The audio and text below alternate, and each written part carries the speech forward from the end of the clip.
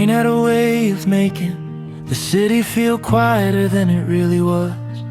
From the window of a small apartment on the third floor, Daniel watched the droplets race down the glass like tiny stories trying to outrun each other. He used to love the rain,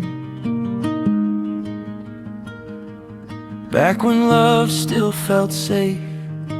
It had been almost a year since the breakup that changed everything. The silence left behind was louder than any argument they'd ever had. Every song sounded like a memory, every cafe looked like a place they once sat. Every sunset felt unfinished. Daniel had stopped believing in again, until the day the universe gently interrupted his loneliness. It happened on a Thursday morning, the kind that looked ordinary enough to forget. He walked into his usual coffee shop, ordered the same drink he didn't really taste anymore, and sat in the corner he always chose, the seat with the best view of people leaving, not arriving, leaving. Because watching people leave felt familiar. He opened his notebook, pretending to write.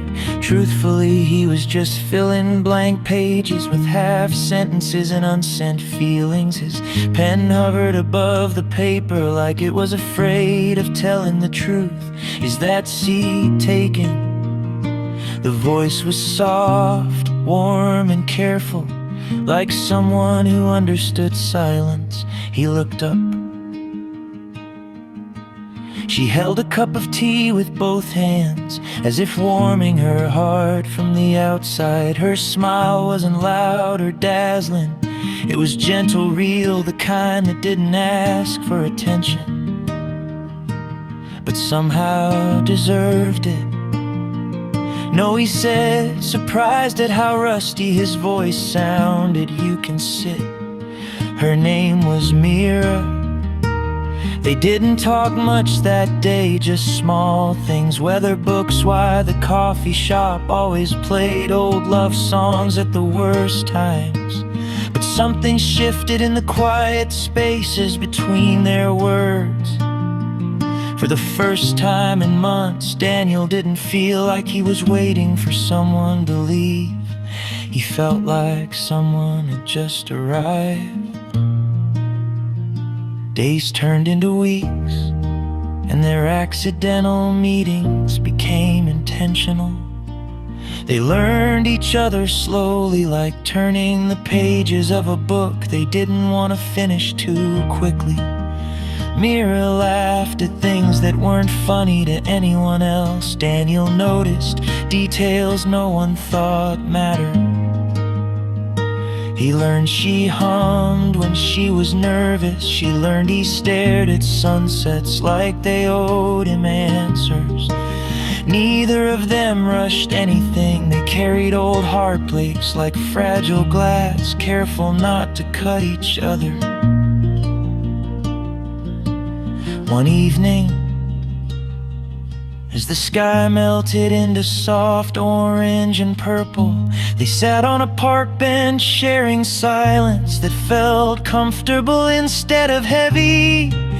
I used to think love was a one-time thing, Daniel admitted quietly, like lightning.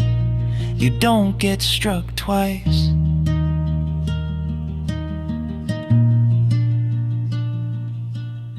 Mira smiled, watching the sun sink slowly. Maybe love isn't lightning, she said. Maybe it's sunrise. It just feels like the end of the world before it happens again. Something inside him loosened, like a knot he didn't realize he'd been holding for too long. He realized healing didn't happen in big dramatic moments. It happened in quiet conversations, in shared laughter, in the way someone stayed. Weeks later, standing in the same rain he once hated, Daniel felt something unfamiliar blooming in his chest. Hope. Not the loud, overwhelming kind, the soft kind, the brave kind. He turned a mirror, rain falling between them like tiny blessings.